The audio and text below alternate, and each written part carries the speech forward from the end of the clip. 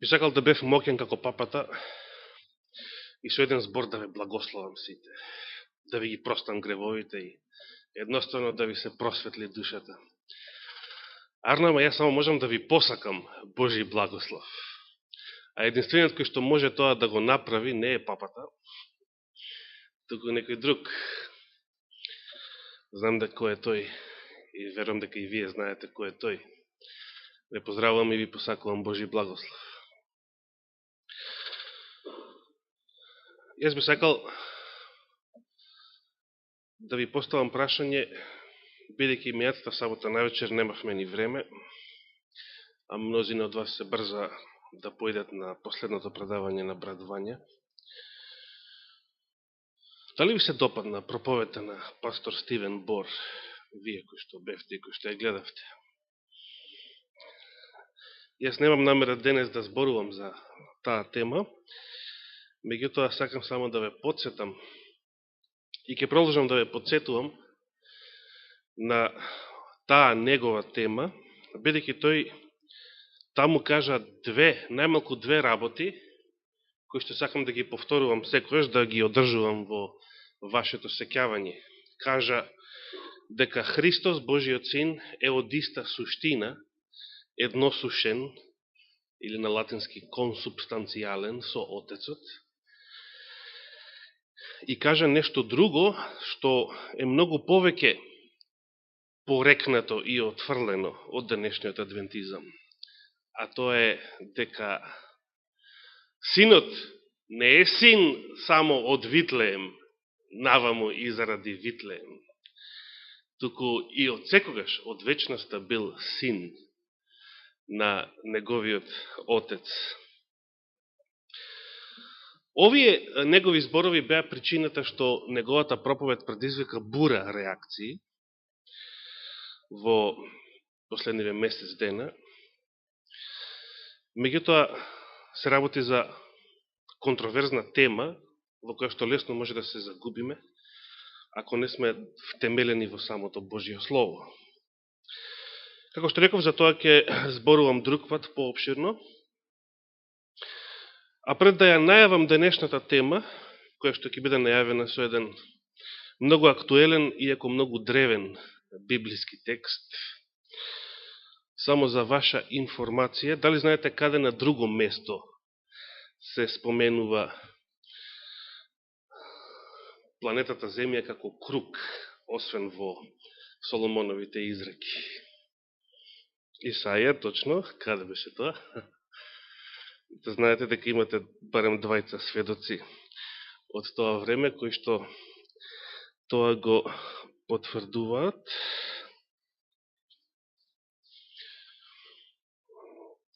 Кој ќе се сети, а?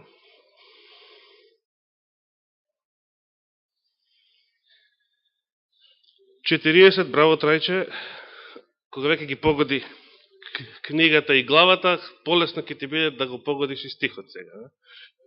22, точно. Исаја 40:22, зборувајќи за Господа, пророкот вели, Он е оној кој седи над кругот на земјата, а оние што живеат на неа се што? Како скакулци пред него. Колку убави зборови. Вториот дел од стихот вели, Он ги распослал небесата како тенко платно и ги распнал како шатор за живење. Седи сте виделе скакулец? Како се чувствувате кога ќе видите скакулец? Дали, например, може би некои жени ќе се почувствуваат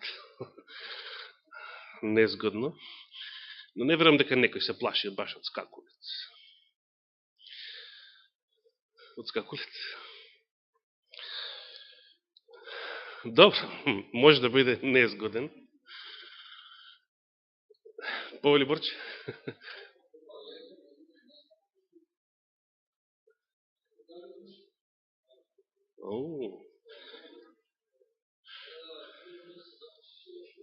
Значи, може би овие зборови на пророкот Исаија имаат малку подлабоко значење. луѓето се споредени како жителите на планетава се скакулци, затоа што знаат да прават бели, да му пркосат на Господа. Меѓутоа не се толку силни, не е во прашање мечка или лав, а да не зборуваме за змеи, традиционалното име на диносаурус, што може да ги поремети неговите планови. Значи, може да биде незгоден, меѓутоа не може да ги поремети вашите планови многу. Луѓето може да му пркосат на Господа, но дали може да ги пореметат неговите планови? Дали може да направат да се осуети неговиот план, неговата волја? Не може. Јас би сакал да завртиме во Светото Писмо во една многу интересна книга од делот на Библијата наречена Малите пророци. Знаете што се подразбира под мали пророци, се подразбира големината на нивните книги во Библијата, а не вредноста или значењето на истите. Јас се сеќавам на почетокот, значи на 90-тите години од минатиот век, посебна духовна трпеза за мене беа малите пророци. Кога првпат дојдов во оваа црква, уште еднаш ќе повторам, библиската паука која што се проучуваше последното тромесечие од 91 година беше, знаете која? Книгата на Соломоновите изреки. Значи, до сега, не знам дали вие постарите сте го следеле тоа, но јас до сега забележав дека беше потребно да помине 23 години полни, за да се повтори една книга од Библијата како содржина на библиската поука. Може би вие постарите сте забележале да се повтори некоја друга од поранешен период. Во малите пророци од секојаш имаше некои стихови кои што беа многу актуелни, се однесува на времето во кое што ние живееме. Се однесува на последното време. Ќе отвориме во книгата на пророкот Софонија,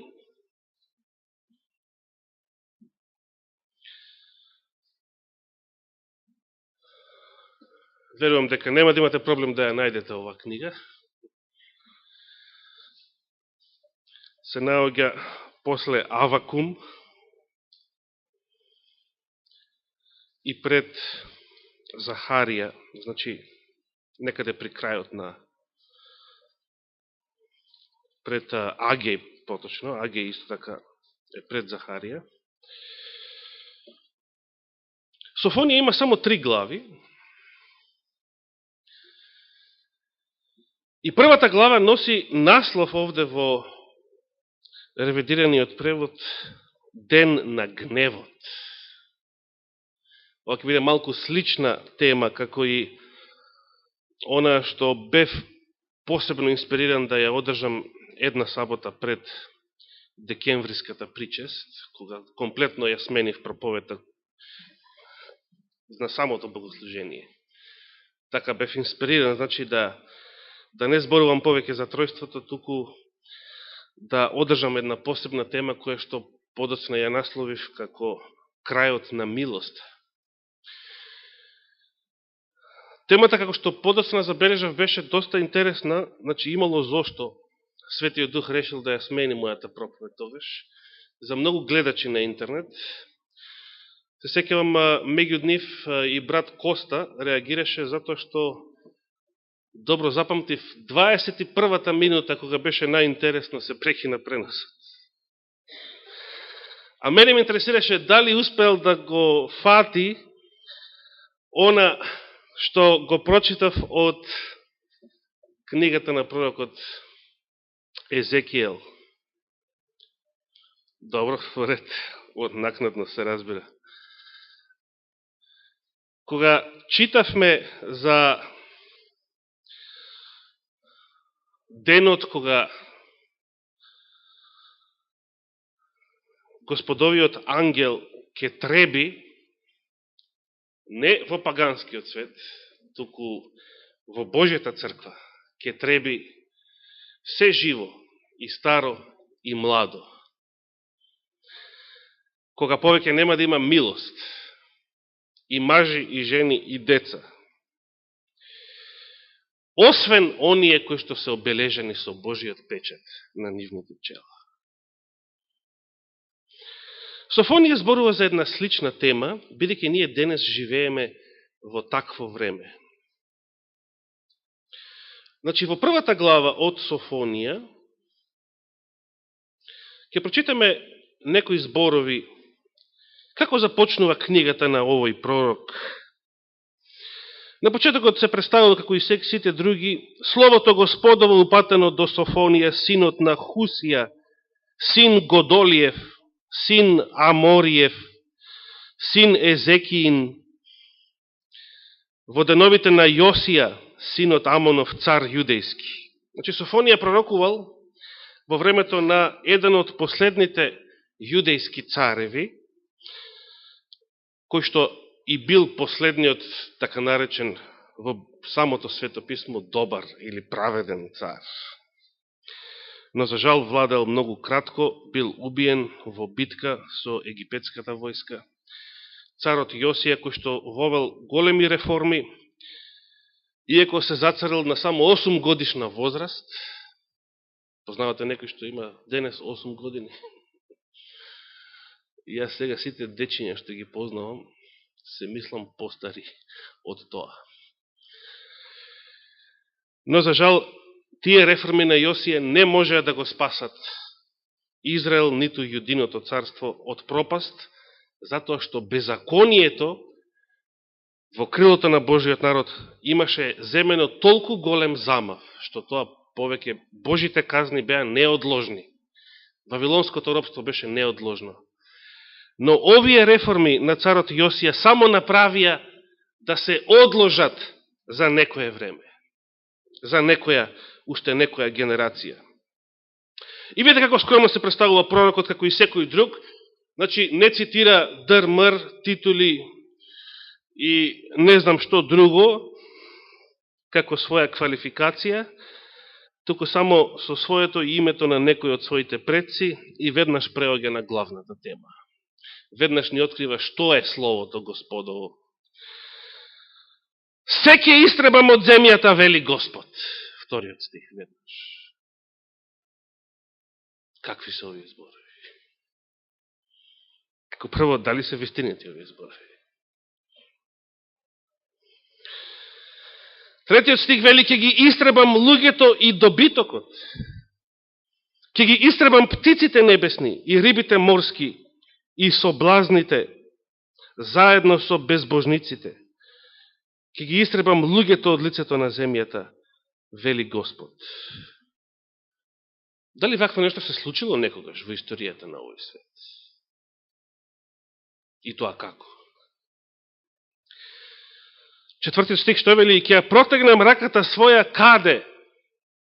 Врз Јудеја и врз сите жители на Ерусалим. Че го остава светот на страна, безбожниците во светот се оставени на страна, нивната судбина се знае. Како што рековте на библиската pouка, живееме во еден луд свет. Светот од секојаш бил луд.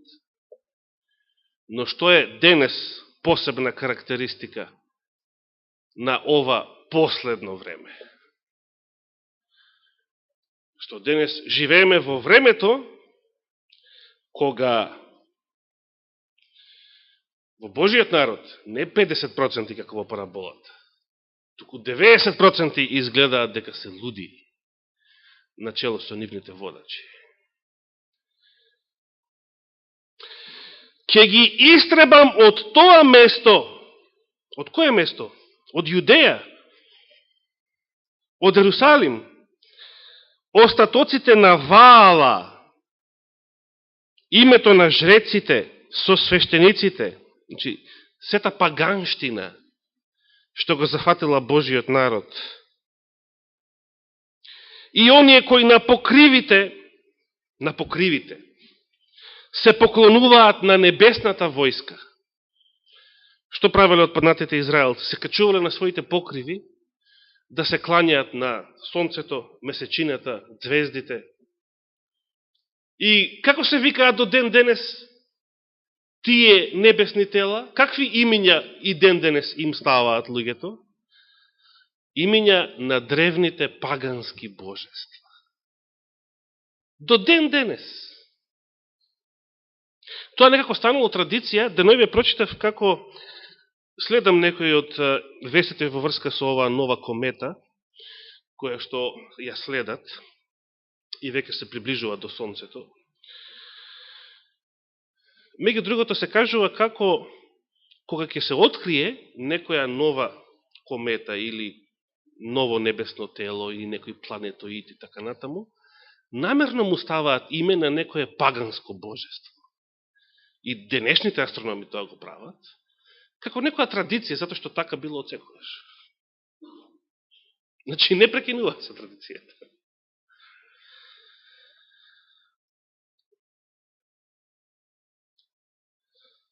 Можеме да ги читаме сите наредни стихови во оваа прва глава, меѓутоа јас ќе ги прескокнем останатите и ќе преминам веднаш на 12 стих. Пак читаме до, можеби и до крајот на главата. А во тоа време, јас, кој вели така? Јас, Господ, ќе го разгледам Ерусалим со светило. Дали знаеме што значат овие зборови? Знаете, имаше еден атинјанин, ненормален, во очите на неговите сограѓани, кој што среде бел ден одеше со светило, со фењер во раката. И што велеше? Се сеќавате? Барам човек. Односно, кога го прашувале атинјаните, што бараш? Барам човек. Значи, другите ги направил мајмуни и магариња околу себе. И сега светот го памти него, Диоген, меѓутоа многу не памти или подзаборава што пише во Светото писмо. Например, дали светот ги памти, дали гледаме и слушаме да се цитираат зборовите на Јуда за тоа каква судбина имал Содом и Гомор. И каква судбина ќе има денешниот Содом и Гомор. Многу не се зборува за тоа. Што значи во Библијата кога Господ вели дека некое место ќе го посети? Било кое место. Ми се допадна една скорешна проповед на братот Рей де Карло, кога рече: о, браќа и сестри, им се обракеше на некои верници во Америка, таму во седиштето на Генерална конференција, каде што држеше проповед во една местна црква, што едно време јас ја посетив. Тоа беше црквата на местната црква на братот Клифорд Голдштейн, каде што цела таа сабота ја поминав во дружење со него. Скоро братот Реде Карло одржал серија проповеди во таа црква и ги гледавме, односно не сите, но некои од нив ги видовме на интернет. И тој вели вака: о, браќа и сестри, Господ ќе ја посети оваа земја, мислејќи на Америка. Што значи тоа? Што значи тоа кога во Библијата се вели дека Господ ќе посети некоја земја или некое место? Значи, неговите судови ќе го посетат тоа место. Но само во еден случај, само во еден смисол, неговата посета значи милост, а не суд и казна. А тоа е кога тој лично во човечко тело го посетил својот народ. Ерусалим, Јудеја или целиот Израел. само тогаш неговата посета била милост. Кога лично бил во човечко тело меѓу нив. Затоа вели пророкот Агеј дека вториот храм ќе биде многу пославен од првиот, затоа што лично Господ во тело и крв ќе биде присутен во него. Но во секој друг случај, Господовата посета на некое место, кога не е, значи, со тело и крв, кога не е од него лично, во човечко тело, значи гнев, значи суд, а не милост.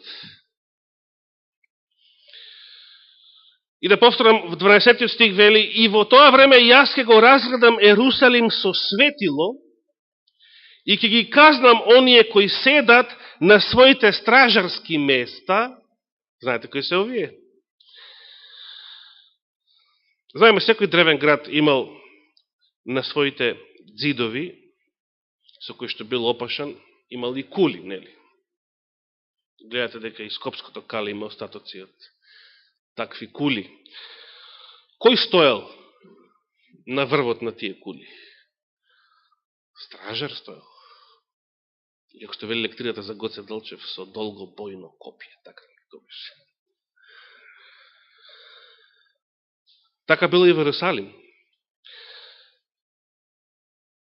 Во Ерусалим имало луѓе кои што стоеле на своите стражарски места и во срцето свое велат: Господ не прави ниту добро, ниту лошо. Што значат овие зборови? Дали тука се мисли на буквални стражари што седат или стојат на кулите, на дзидовите, да го бранат градот или да известат навреме за приближување на некој непријател, на некоја паганска војска, да речеме? Не, тука се зборува фигуративно. Тука се зборува за духовните водачи на Божиот народ.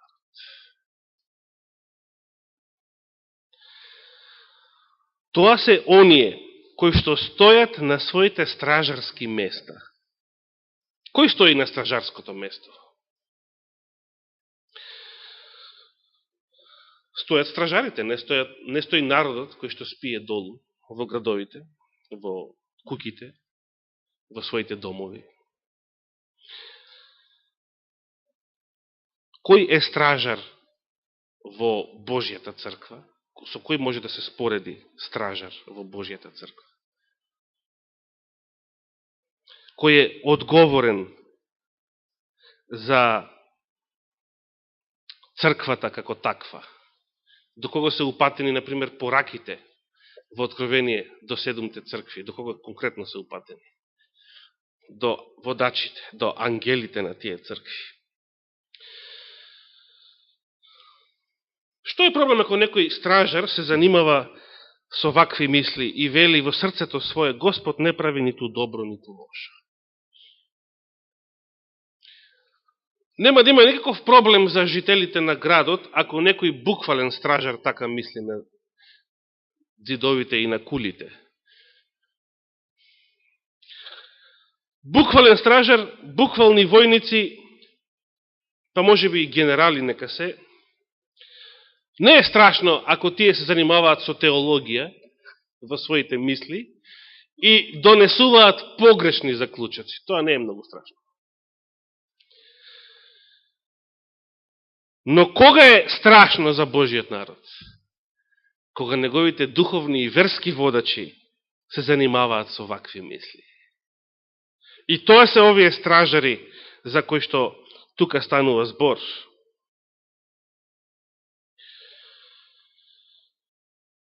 Четирнаесетиот стих вели, ќе го прескрам 13-тиот: близу е денот велик на Господа, близу е и многу брза. Веќе и се слуша гласот на денот Господов. Со горчина ќе завика тогаш дури и најхрабриот. Зошто? Затоа што тој ден е ден на гневот, ден на жалост и на тескоба, ден на запустување и уривање, ден на темнина и на мрак, Ден облачен и маглив. Сакате ваков ден?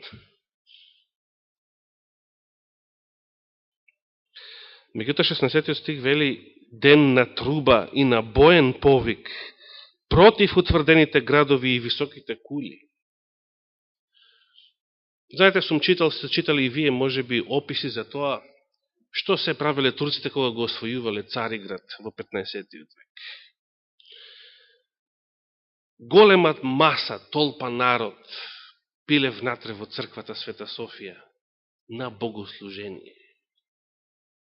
Турците влегуваат и колат се што гледаат пред себе.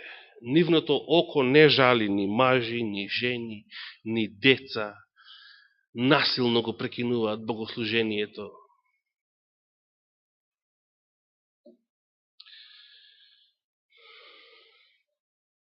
Што мислите, како беше со евреите во Ерусалим првиот век? Кога го имаат доживеано најголемиот колеж во стариот век тогаш, а од тогаш само холокаустот од минатиот век беше нешто пострашно и поголемо. Дали Господ се шегува кога кажува вакви зборови? Вашето око да не жали? Дури ни деца, дури ни тие што цицаат? Дали вакво нешто не се случувало со Божиот народ во минатото? Со православната црква, среде Цариград, или со стариот Израел, среде Ерусалим? Дали мислиме дека ние ќе поминеме подобро во ова последно време, ако си играме со греот?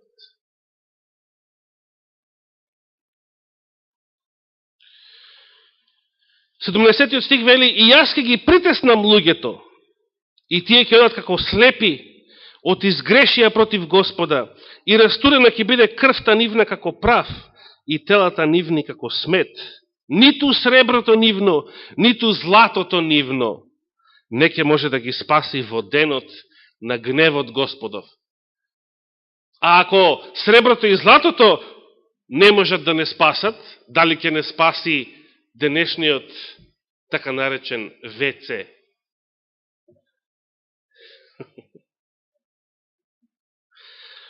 Денешните ВЦ пари. Тие ќе не спасат? Тие се пуштени во оптек од оние кои што го собрале златото и среброто, за да можат после да се играат со светот како сакаат, да прават кризи кога сакаат, да прават војни кога сакаат. Но ниту среброто, ниту златото нема да може да ги спаси во денот на гневот Господов. А од огнот на ревноста негова ќе биде уништена таа земја и тоа ќе биде ненадеен крај на сите жители нејзи. Браќа и сестри, ние денес живееме во последното време, не затоа што светот е лут и ненормален, тој од секогаш бил таков, туку затоа што тоа лудило во голема мера е навлезено во Божијата црква. Тоа лудило малку или повеќе не има зафатено сите нас.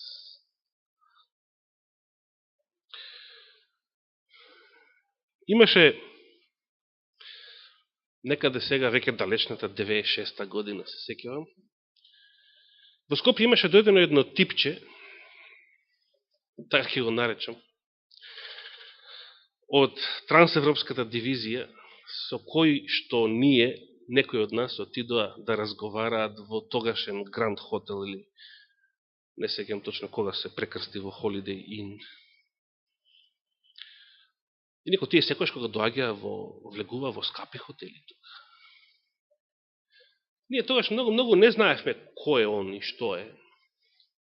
Како што не го знаевме ни Полсон кога беше тука кој и што е.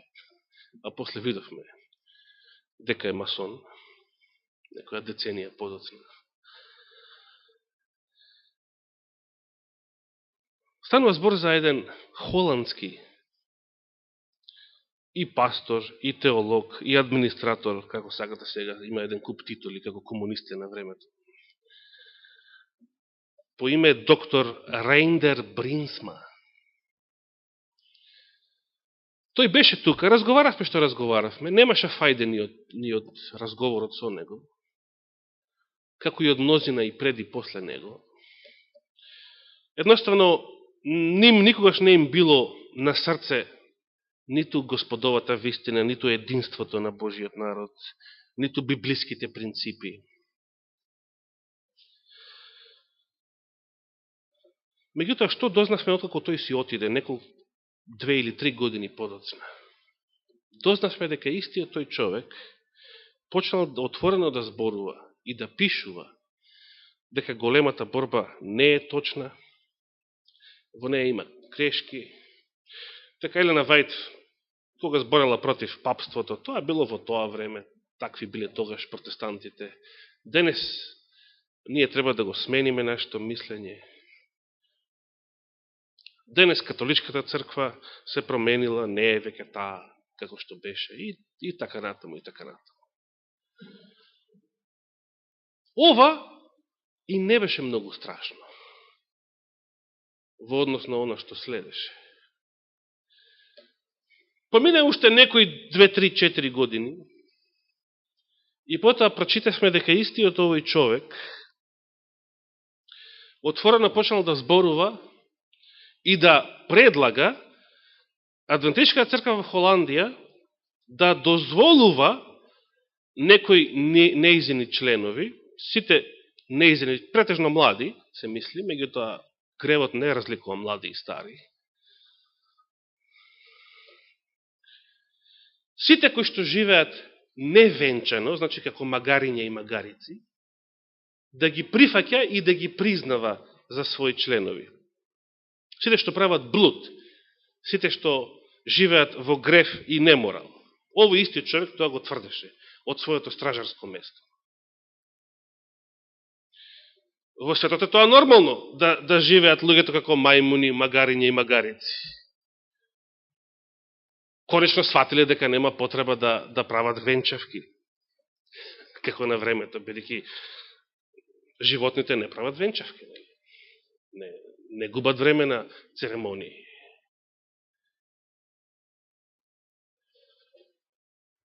Ако сакаме да живееме како луѓе, ако сакаме Господ да живее со Неговиот дух во нашите срца и да го имаме Неговиот благослов, тогаш секој обред, и венчавката, и крштевањето, и светата причест ќе биде за нас благослов, а не обична форма или обична церемонија.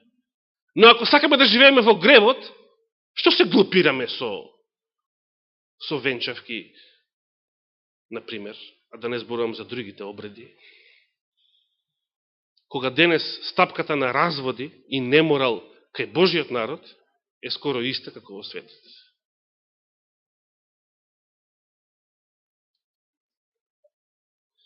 Овој човек од своето стражарско место, беше тоа, мислам, минатата година, конечно, знаете што рече? Холандската унија ќе биде првата во адвентизмот, која што ќе дозволи педери, хомосексуалци и лесбеки да бидат неизини членови. Ова што ви го зборувам се факти. Ова е нешто што се случува и луѓето што тоа го зборуваат и го пропагираат немаат ни срам, ни перде. Што вели нашиот народ. Во кое време живееме, браќа и сестри?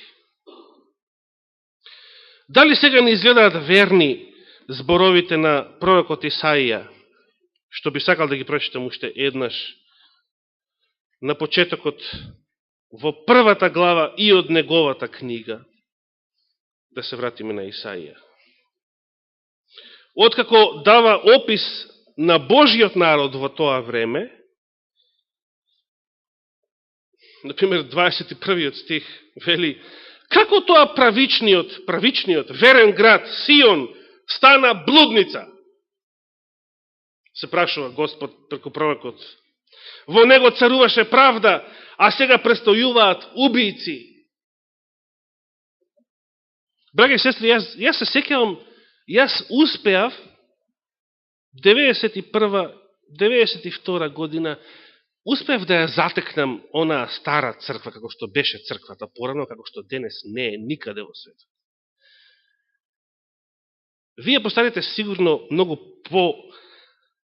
повеќе сте свесни за тоа дека денешната адвентистичка црква не е истата како што беше порано. И тоа не е само тука, во Скопје или Македонија. Тоа е секаде во светот.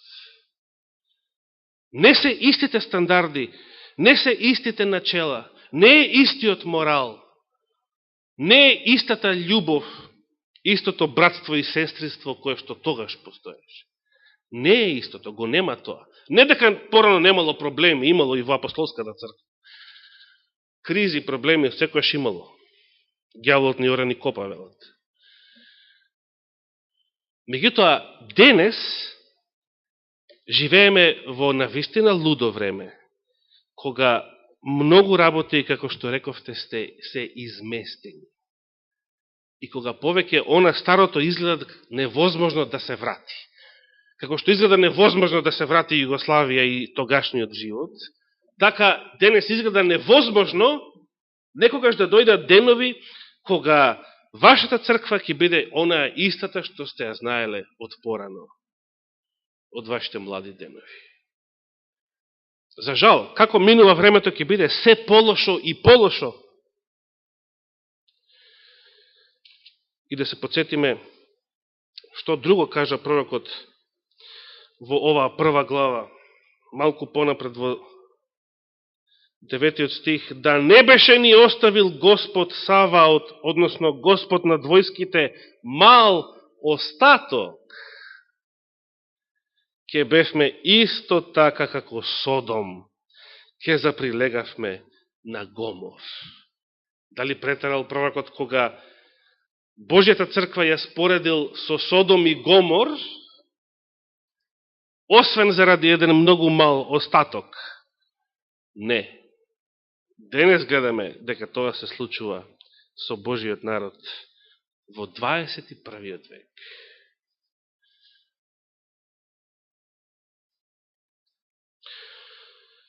Браќи и сестри, дали постои иднина за овој свет? Веќе 4 години се навршени од нашата прва снимена проповед, последниот грев. Што кажавме тогаш? Како Србија храбро го одбила увозот на генетски модифицирана храна, на кодексот алиментариус. А денеска што имаме случај? Дали нешто се променило по тоа прашање?